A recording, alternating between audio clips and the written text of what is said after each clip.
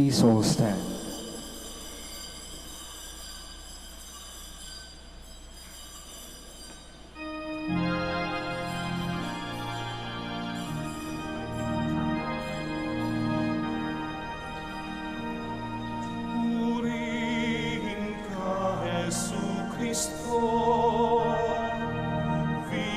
Señor Santo Niño, ang bayang Pilipino ay nagpupuri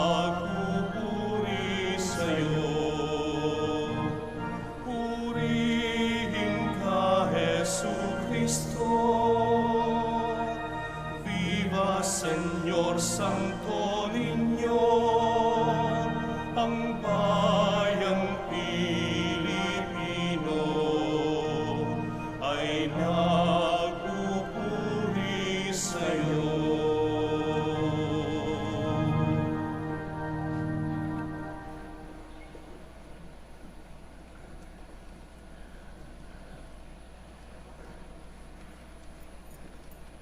In the name of the Father, and of the Son, and of the Holy Spirit. Amen. The Lord be with you. And with your spirit.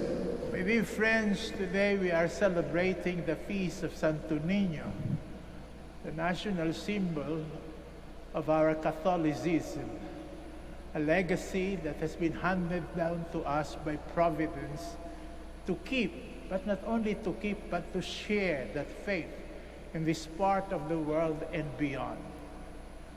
By testifying with the Christian examples of our living, but how many times have we failed? And instead we become a countersign to that faith that God has given to us.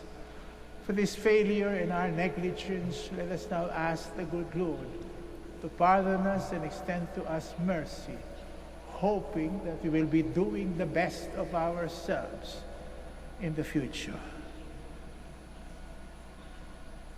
I confess to Almighty God, and to you, my brothers and sisters, that I have greatly sinned in my thoughts and in my words, in what I have done and in what I have failed to do, through my fault, through my most grievous fault. Therefore I ask Blessed Mary, ever Virgin, all the angels and saints, and you, my brothers and sisters, to pray for me to the Lord our God. May Almighty God have mercy on us, forgive us our sins, and bring us to everlasting life. Amen.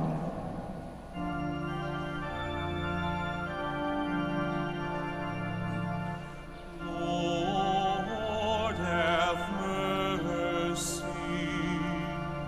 Lord, have mercy. Christ, have mercy. Christ, have mercy. Lord, have mercy. Lord, have mercy.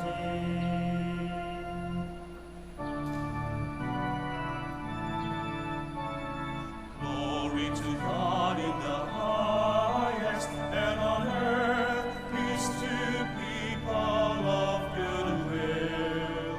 We praise you, we bless you, we adore you, we glorify you. We give you thanks for your great glory, Lord God, heavenly King, O God, Almighty Father. Lord Jesus Christ, only begotten Son, Lord God, Lamb of God, Son of the Father, you take away the sins of the world, have mercy on us. You take away the sins of the world, receive our prayer. You are seated at the right hand of the Father, have mercy on us.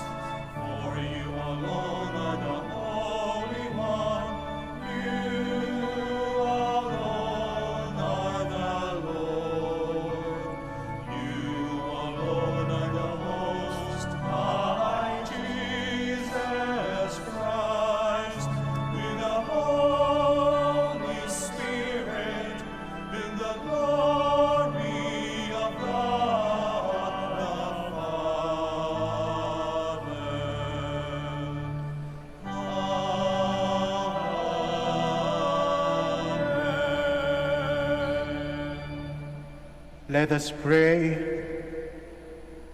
Almighty God, your only Son, begotten from all ages, humbled himself as a child in Nazareth and became subject to Mary and Joseph.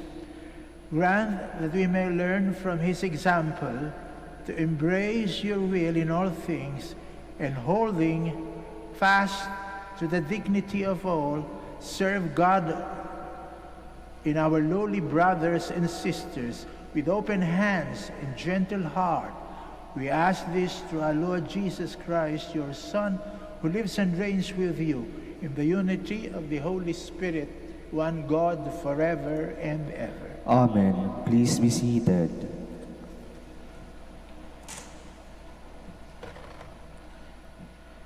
A reading from the book of the prophet Isaiah.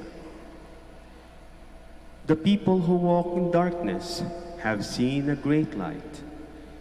Upon those who dwelt in the land of gloom, a light has shone. You have brought them abundant joy and great rejoicing, as they rejoice before you as the harvest, as men make merry when dividing spoils. For the yoke that burdened them, the pole on their shoulder, and the rod of their taskmaster, you have smashed, as on the day of Midian. For every boot that trampled in battle, every cloak rolled in blood, will be burned as fuel for flames. For a child is born to us, a son is given us. Upon his shoulder dominion rests. They name him Wonder Counselor, God Hero, Father forever, Prince of Peace. His dominion is vast and forever peaceful, from David's throne and over his kingdom, which he confirms and sustains by judgment and justice, both now and forever. The zeal of the Lord of hosts will do this. The word of the Lord. Thanks be to God. The Lord is King. Let the many isles be glad. The Lord is King. Let the many isles be glad. Sing to the Lord a new song, for he has done wondrous deeds. His right hand has won victory for him, his holy arm. The Lord is King. Let the many isles be glad. The Lord has made his salvation known.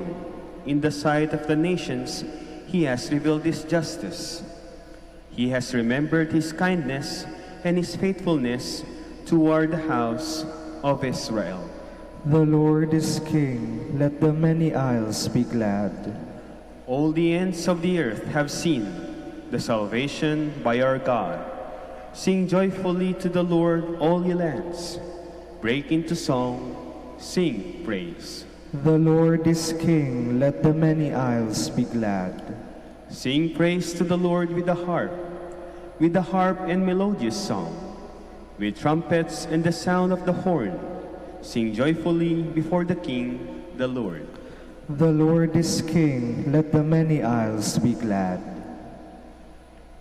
A reading from the letter of St. Paul to the Ephesians. Blessed be God and Father of our Lord Jesus Christ, who has blessed us in Christ with every spiritual blessing in the heavens, as he chose us in him before the foundation of the world, to be holy and without blemish before him. In love, he destined us for adoption to himself through Jesus Christ, and in accord with the favor of his will, for the praise of the glory of his grace that he granted us in his beloved.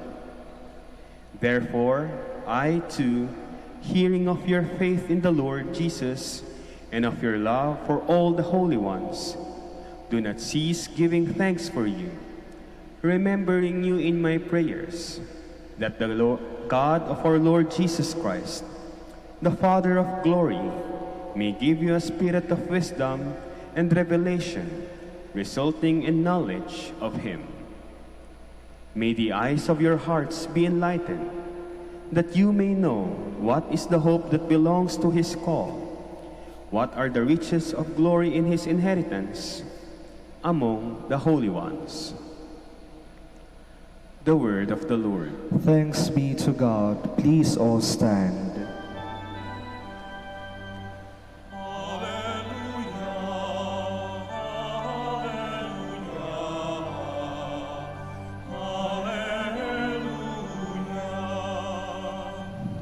The Word became flesh and made his dwelling among us.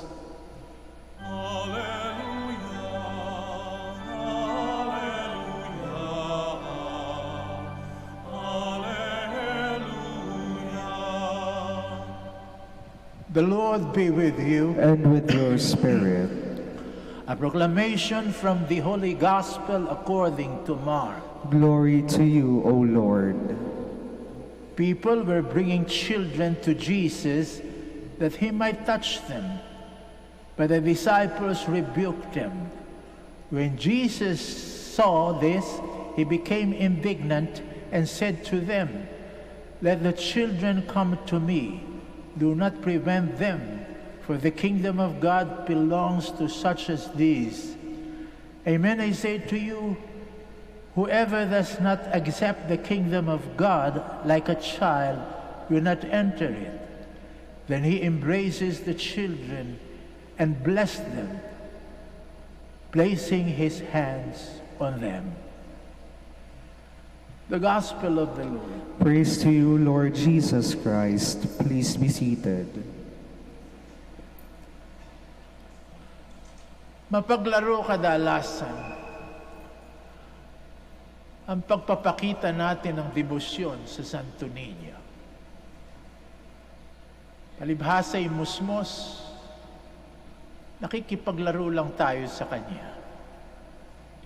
Yung Kanyang estatwa, mukhang manika, dinadamitan natin ng kung ano-ano.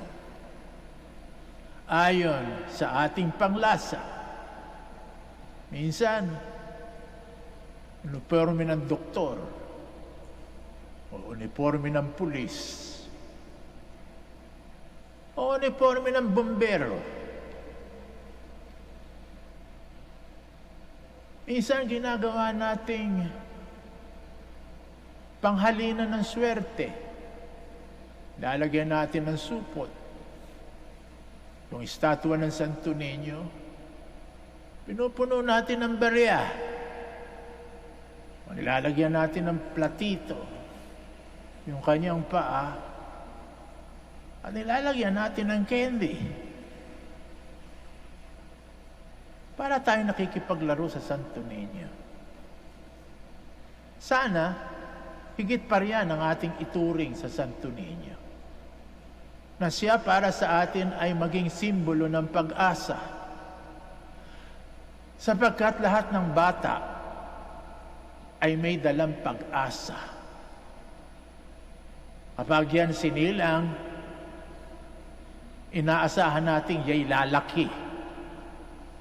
At pag lumaki yan ng matino, hindi na yan palaasa na walang gagawin sa buhay niya kundi umasa, kundi maaasahan na natin siya.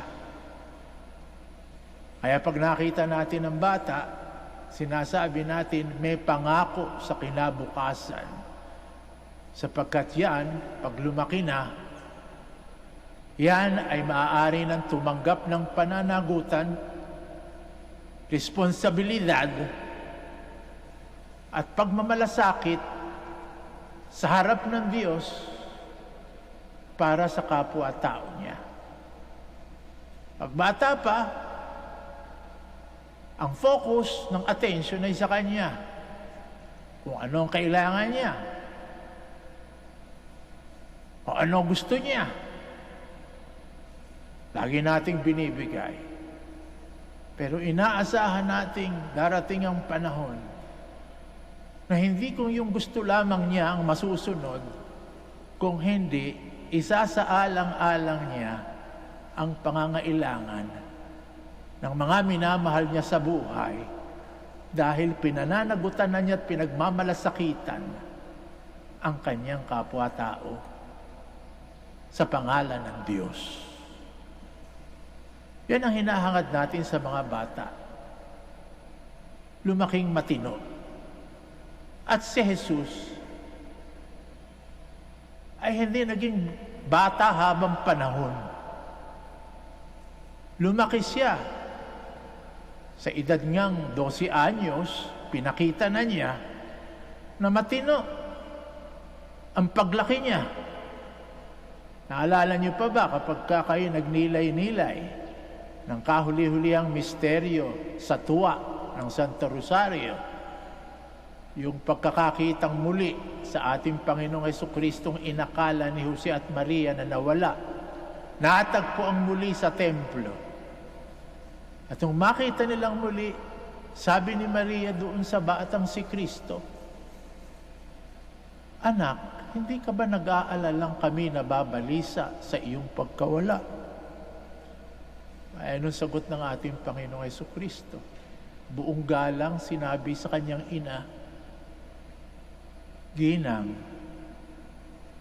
hindi niyo po ba nababatil na kinakailangang tupdin ko ang kalooban ng aking amang nasa langit?" Alam niyo, si Maria ay babaeng pinagpala. Pero hindi ibig sabihin nun, hindi normal ang kanyang sikolohiya. Para din siyang pangkaraniwang ina. Minsan nakakalimutan, yung mga anak nila lumalaki na. Kaya parang paalala kay Maria, "Nanay, 12 anyos na ako. Hindi na ako bata. Kinakailangan ko na gumawa at tumanggap ng pananagutan para sa Diyos at para sa aking kapwa. Bakit kayo nagtataka sa ginagawa ko? Dapat kayong magtaka. Kung dadagdagan ko pa yung sasabihin ni Kristo, yung lumalaki ako, puro yung kagustuhan ko na lamang ang ibig kong pairalin sa inyo, nanay, at sa aking tatay na si Jose." O doon mo makikita sa mga sagot kung puro gusto nila ang gustong mangyari Nakakalungkot.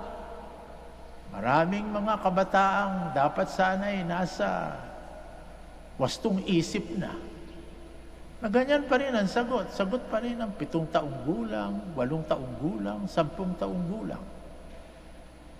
Papasok sa kolehiyo, tatanungin mo kung anong gustong kursong pasukan nila. Palagay na, sasabihin, architecture po. Bakit architecture ang nagustuhan mo? Ang sagot, type ko lang. Type ko lang. Hanggang doon na lang ba yun? Pag hindi mo na-type, papalitan mo. Kaya pala hindi makatapos-tapos Bawat semestre, parang bukid na lilipad-lipad sa bawat departamento. Bakit? Nawala na ng hilig. Sa iba naman. Kasi hindi ko na-type. O tatanungin mo kung bakit magpapakasal. I-interviewin mo bilang paghahanda sa kasalan. O bakit siya ang gusto mong pakasalan? Type ko lang po. Type ko lang. Ito yung pagpapasyang habang buhay. Pag hindi mo na-type, ano na? Papalitan mo na lang ng type mo. Nabago. O ano pa? Boboto sa eleksyon. Tatanungin, ba't yung kandidatong niya na iboboto mo? Gusto ko lang. Gusto ko lang. Hanggang doon na lang ba mga sagot? Gusto ko lang. Basta gusto ko lang. Kayo ba tatanggapin nyo? Ang sagot ko, pag ngayon, kita nyo, tanda ko na, puti na lahat ang buhok ko. May magtatanong sa akin, Father, ba't ka ba nagpare? At ang sasagot ko, gusto ko lang. Siguro sasabihin nyo sa akin, Father, ako, hindi na kayo 7 taong gulang. Labis pang makasampung pinadami. Ang tanda mo hanggang ngayon, yung pansagot mo, gusto ko lang, type ko lang. Pagmamalasakit. Dapat sa ganitong mga panahon, lumalaki na tayo at anong palatandaan? Tayo'y maaasahan. Hindi lang tayo yung puro asa ng asa, kundi maaasahan tayo. Kaya ganun din sa relihiyon. Ang Santo Niño simbolo ng ating pananampalatayang Katoliko. Yan ay natagpuan sa ating dalampasigan at tinanggap ng mga unang Pilipino 500 taon na ang nakalilipas. Yan bang pananampalatayang yan? Lumaki na sa ating puso. Nakikita na sa ating mga ugali at gawa sa ating pagiging Katoliko. Tayo hanggang ngayon, pagkatapos ng 500 taon, tayo pa rin yung mga nagmamalaking tayo, yung mga Katoliko serado. Bakit Katoliko serado? Yung ating pagpapakabait, pagpapakabanal, nakapreso, nakapiit, dito lamang sa loob ng gusaling simbahan. Pag nasa loob ng simbahan, nagdadasal, gumagawa ng ritual, okay, babait. Pero paglabas na sa simbahan, iba na yung ugali kaysa doon sa sinasabi at kinikilos sa loob ng simbahan. Kaya nga sarado. Yung kanilang pananampalataya, hindi lumalabas na pagsarhan ng pintuan at bintana ng simbahan. Kaya tingnan ninyo, maski sa misa, gusto ang ating pagiging Katoliko, abierto, bukas. Yung pintuan ng simbahan ay ginawa, hindi upang sarhan, kundi buksan. Hindi lang tayo puro pagtanggap. Pangungumunyon. Nangungumunyon nga. Palagi natin araw-araw nagsisimba, araw-araw nangungumunyon. Hindi naman nakikita yung pagbabago sa ating mga ugali. Magtataka kayo. Kahit yung bata, pagkain ng kain, at hindi lumalakas at hindi tumataba, magdududa kayo. May abnormality itong batang ito, kain ng kain. Pero walang nakikitang kalusugan sa katawan. Siguro maraming bulate. Ayun na, naiisip natin. Heto nga, tapat tayo, dadasal tayo, nagrurosaryo tayo, ayon sa ating pananampalataya, nagsisimba, nagkukomunyon. Pero paglabas naman ng simbahan, hindi makita yung binubunga ng ating pagdarasal at pakikiugnayan sa ating Panginoon. Ano na nangyari? Hindi natin naiintindihan ang misa, palibhasa. Akala natin ang misa komunyon lang. Pupunta tayo, tatanggap. Pagkatapos, gano'n na lang ba? Oo nga, yun ang pinaka-importanting bahagi ng misa. Lahat ng ginagawa natin sa ritual ng misa, paghahanda sa komunyon, mahusay na pagtanggap sa katawan at dugo ni Kristo. Pero tingnan nyo, pagkatapos nating tanggapin at katawan at dugo ni Kristo, parang nagmamadali yung pare. Uhugasan lang yung kanyang mga pinagkainan, ililigpit, konting dasal, pagkatapos sasabihin na sa inyo, tapos na ang misa, humayo kayo ng mapayapa. Para bang, kung ako nga siguro, garapalan, sasabihin ko sa inyo, tapos na ang misa, ano pang tinutunganga nyo dito? Sapagkat naghihintay yung hamon ng mundo sa labas na dapat nyong baguhin. Si Kristo hindi dapat nakapiit, nakapreso dito sa simbahan. Dapat siya'y dumating, maski doon sa mga taong hindi nagsisimba at wala sa simbahan ngayon, o hindi naniniwala sa Katolisismo. Sa paanong paraan? Sapagkat kayo nandoon, pinakikita nyo kung paano kayo pinagbago ang inyong katauhan at ugali sa pamamagitan ng pananampalatayang pinakahayag at pinakikita sa loob ng simbahang ito. Hindi yung iba yung ugali nyo sa loob ng simbahan at iba rin yung ugali nyo sa labas. May sino mananampalataya sa Katolisismo kapag ka ganun? Tatapos pa lang ang pagsisimbi si Mrs. Nakakaikatlong hakbang pa lang ng pagpasok sa loob ng kanilang bahay. Ang iksi-iksi ng pasyensya, nakita yung mga hindi niya gustong makita sa bahay, magsisimula ng rumipeke. Tak, tak, tak, tak, tak, tak, tak, tak, tak. Yung mga nasa bahay, nagtataka, nagbubulungan. Bakit mainit ang ulo? Saan pa galing yan? Hindi mo ba nakikita? Nakapulupot pa yung rosaryo sa kanyang kamay. Kasisimba lang yan. Hindi ba tinanggap si Kristo niyan sa simbahan? Abay, ewan.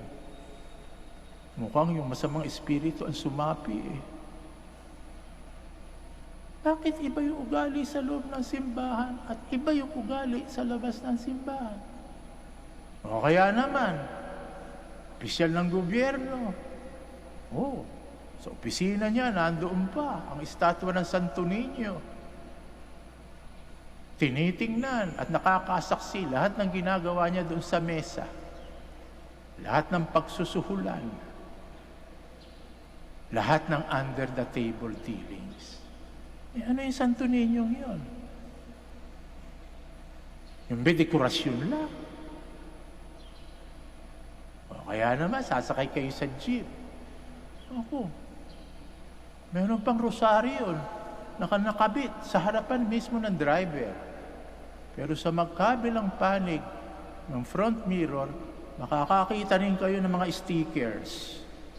Mga babaeng nakabikini at halos wala ng saplot, nakikindat-kindat sa iyo. Sasabihin mo, paano naghalo yung rosaryo at yung mga stickers na yun? At pagkatapos, tatanungin mo lahat ang mga taong ito, Katoliko ba kayo? Opo. Katoliko sarado. Bakit naging Katoliko sarado? Hanggang sa simbahan lang ang kanilang pagiging Katoliko. 500 taon na tayong mga Katoliko.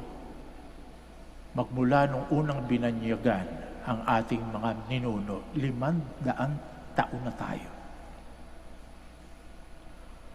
Hanggang ngayon pabay, bata pa tayo. Hindi pa tayo lumalaki. Hanggang ngayon ba tayo mga Katoliko sarado? Napapanahon na habang tayo nagdiriwang na 500 taon ng pagiging Katoliko dito sa Pilipinas, na tayo lahat maging Katoliko abierto. Mga Katoliko hindi lang umaasa ng umaasa kundi mga Katolikong maaasahan. Let's all stand to proclaim our faith. I believe in one God, the Father Almighty, maker of heaven and earth, of all things visible and invisible.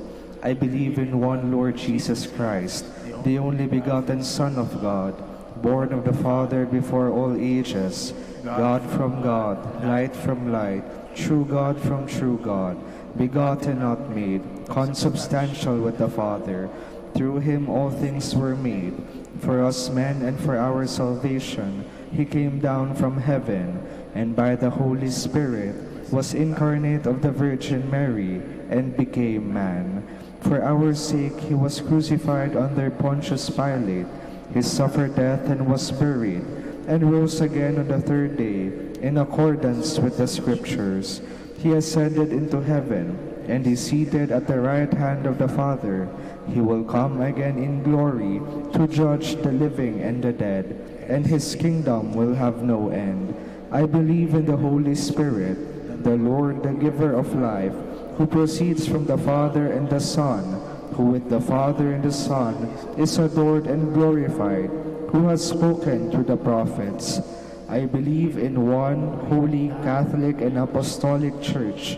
I confess one baptism for the forgiveness of sins, and I look forward to the resurrection of the dead and the life of the world to come. Amen. The Holy Child reminds us of God's power at work in our humility and weakness. Let us pray with confidence to the Father, for we are his children. And let us pray. Listen to the prayers of your children, Lord. Listen to the prayers of your children, Lord. May the Pope, bishops, priests, and all religious always aspire for the gospel values of love, humility, and service, rather than power and influence. We pray.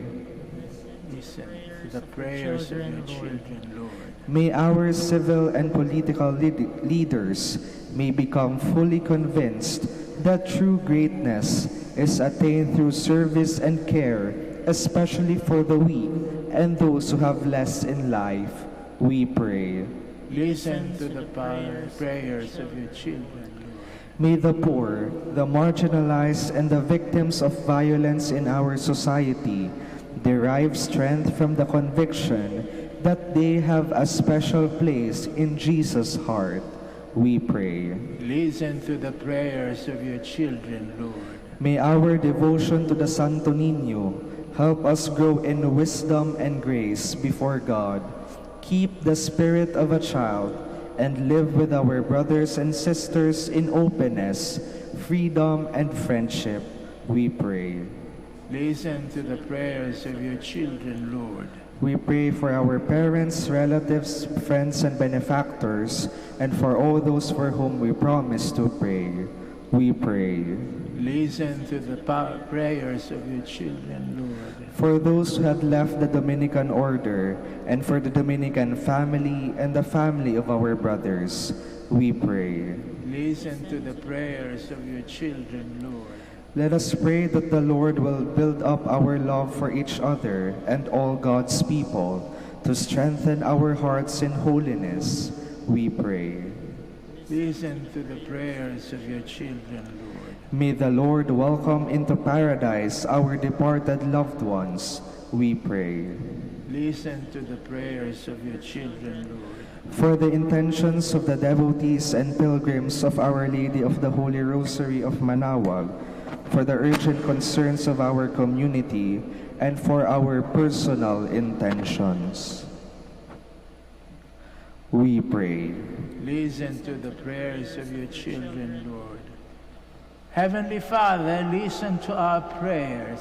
Give us the courage to do your will, so that we might be worthy to share the eternal happiness of your kingdom.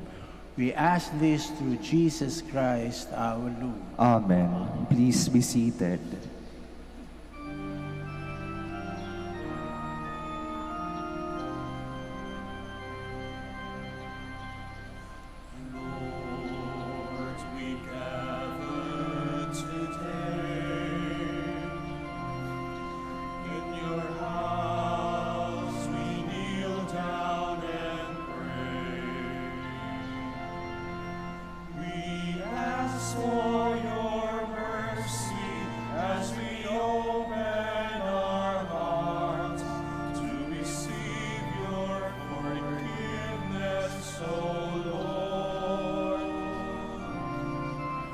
As we offer this bread and as we bring you this wine, bless them, Lord Jesus, feed us now, give us life, send us your Spirit, the source of our lives, and together we will serve you with love.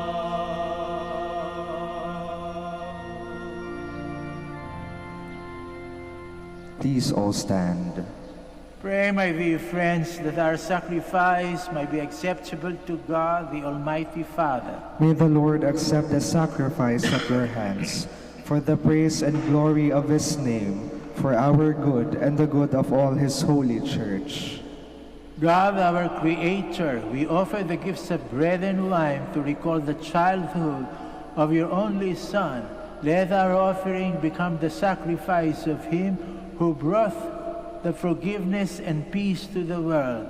Grant this through Jesus Christ our Lord. Amen. The Lord be with you. And with your spirit. Lift up your hearts. We lift them up to the Lord. Let us give thanks to the Lord our God. It is right and just. It is truly right and just, our duty and our salvation, always and everywhere, to give you thanks, Lord, Holy Father, Almighty and eternal God, through Jesus Christ our Lord. For on the feast of this awful mystery, though invisible in his own divine nature, he has approved visibly in ours and begotten before all ages.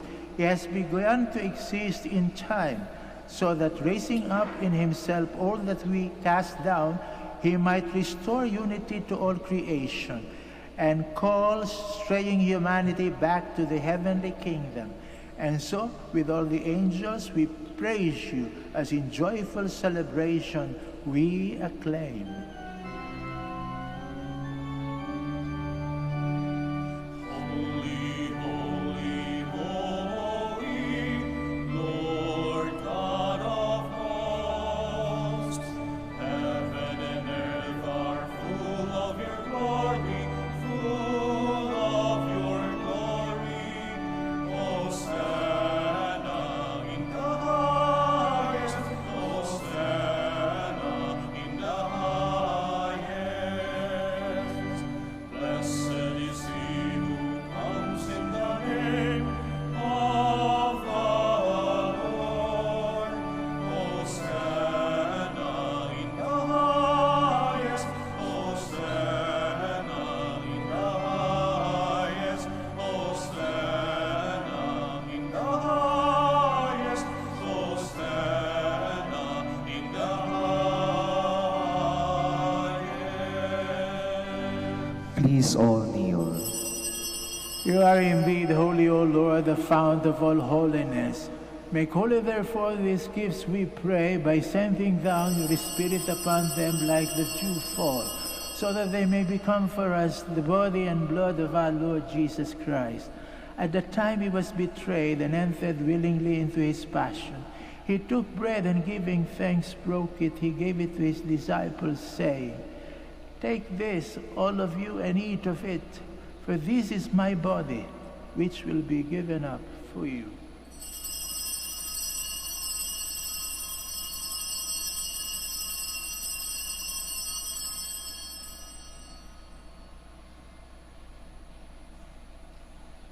In a similar way, when supper was ended, he took the chalice, and once more giving thanks, he gave it to his disciples, saying, "Take this, all of you, and drink from it. For this is the chalice of my blood, the blood of the new and eternal covenant, which will be poured out for you and for many for the forgiveness of sins. Do this in memory of me."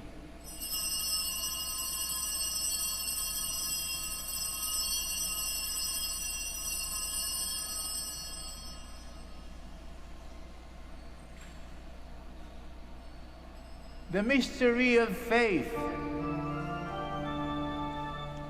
When we eat this bread and drink this cup, we proclaim your death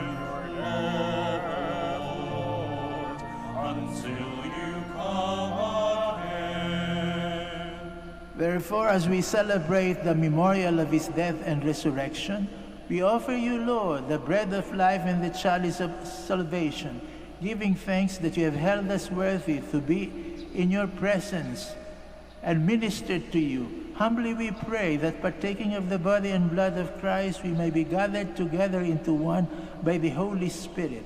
Remember, Lord, your church spread throughout the world, and bring her to the fullness of charity, together with Francisco, our Pope, Socrates, our Bishop, Fidelis, our Auxiliary Bishop, and Gerard, the Master of the Order, and all the clergy.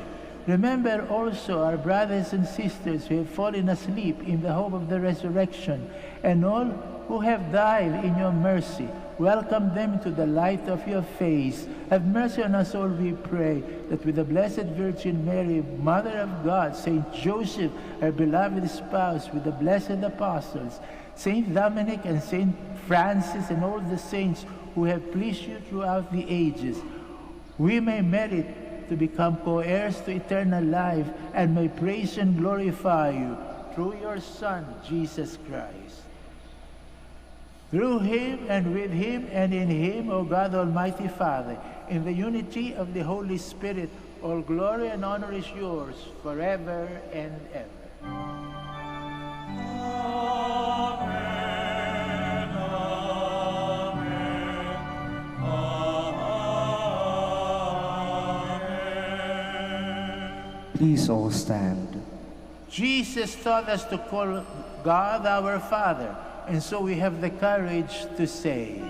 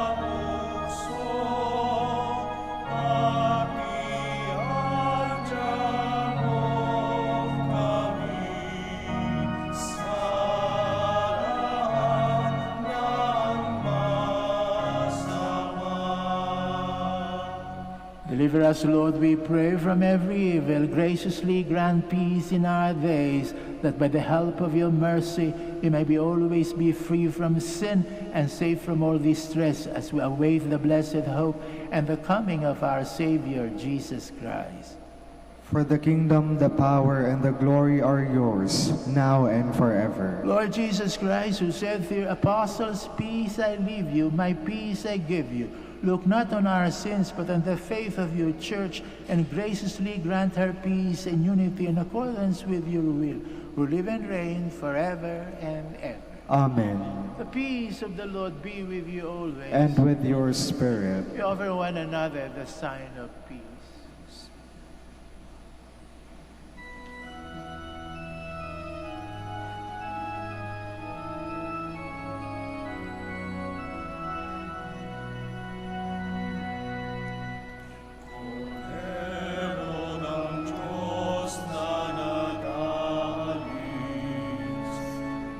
Ang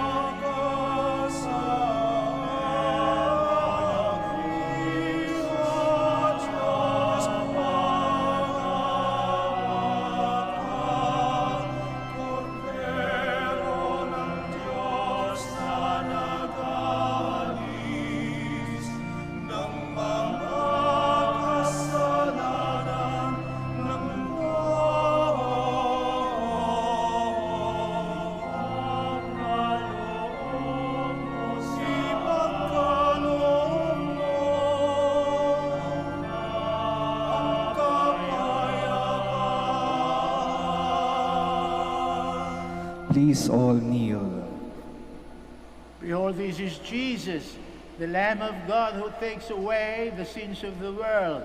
Happy are we who are called to this communion. Lord, I am not worthy that you should enter under my roof, but only say the word, and my soul shall be healed.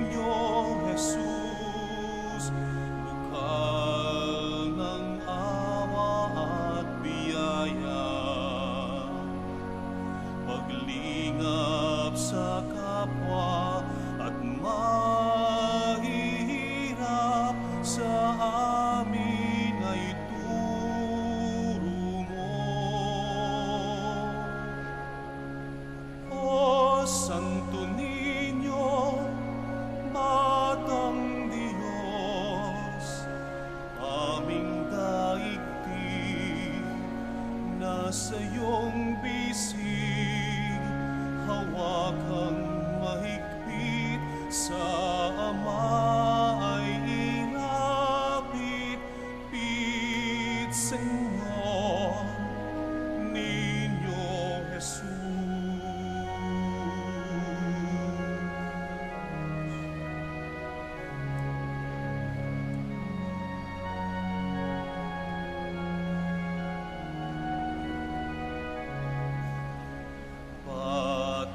Banal, Niño Jesus, kapayapa'y taglay mo.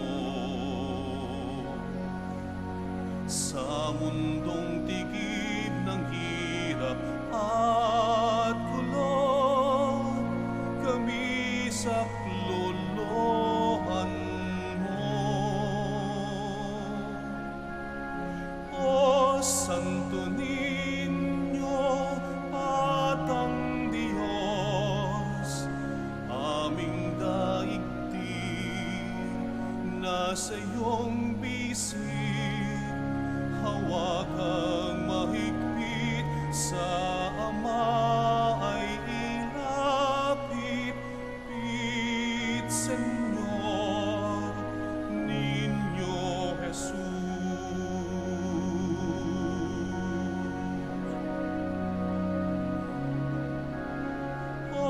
Santo Niño, Batang Diyos, aming daigdig, nasa iyong bisig, hawakang mahigpit sa Ama ay ilapit, pit Señor, Niño Jesus.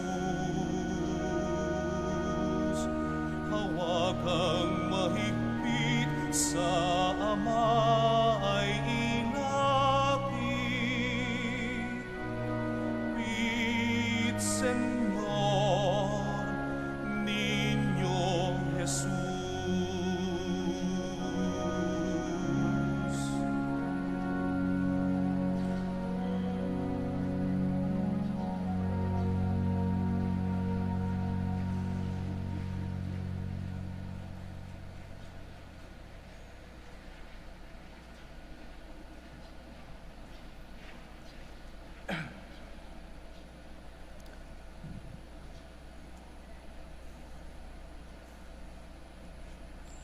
Please all stand.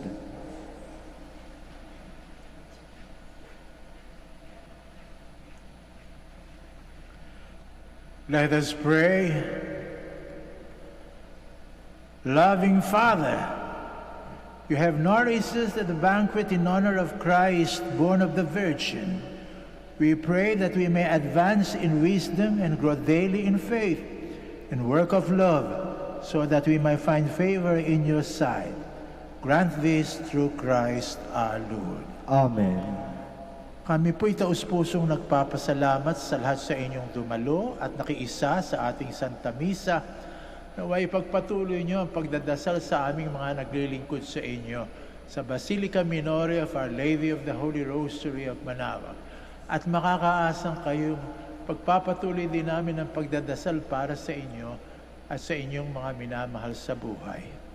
The Lord be with you. And with your spirit. May Almighty God bless you, the Father, the Son, and the Holy Spirit. Amen. The Mass is ended. Go in peace to love and serve the Lord. Thanks be to God. Now join me so that together we may be praying for the sick, and then later on for the blessing of rosaries and other religious articles that you might have.